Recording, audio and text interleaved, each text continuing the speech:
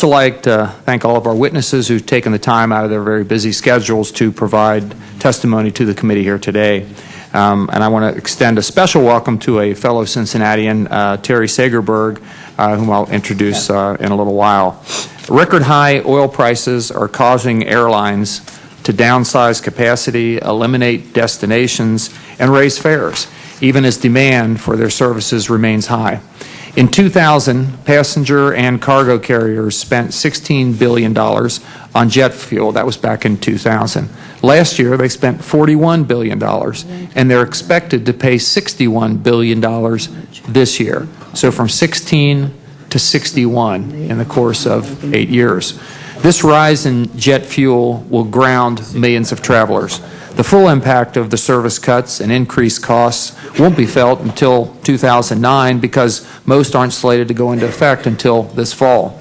By this time next year, there could be as many as 20% fewer seats available. That would be like shutting down a carrier the size of American Airlines.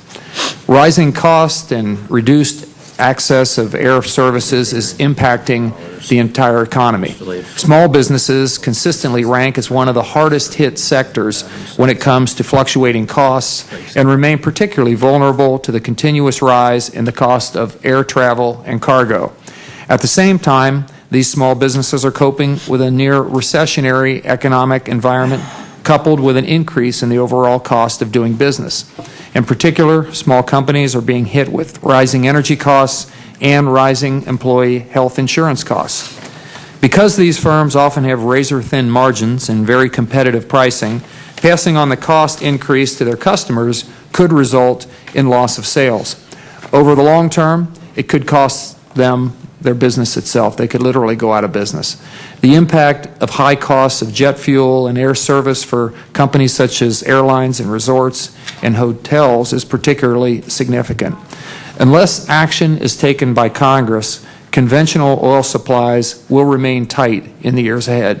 Fuel is currently the largest expense for airlines. By authorizing exploration and production on the Outer Continental Shelf, for example, and Alaska, including the Arctic National Wildlife Refuge, or ANWR, with reasonable environmental safeguards, we would increase domestic production.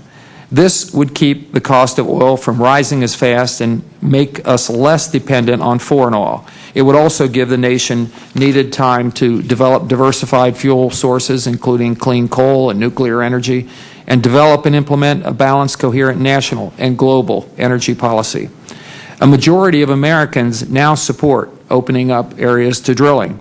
A recent Gallup poll shows that 57% of Americans support opening up these and other new territories to drilling, while a Wall Street Journal NBC News poll conducted this month said it was up to 59%, and the most recent poll available from Fox News said it's 76%. That was as of just a couple of days ago.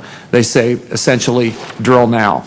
And I think it's absolutely critical that we do that if we're going to benefit this industry, which has been hit so hard because of the rising costs and everything, as I said, from healthcare costs to fuel costs, et cetera. So, Madam Chair, I look forward to working with you, as always, on this very important issue, and we want to thank all the panel members for providing their testimony that we're looking forward to here today, and I yield back the balance of my time.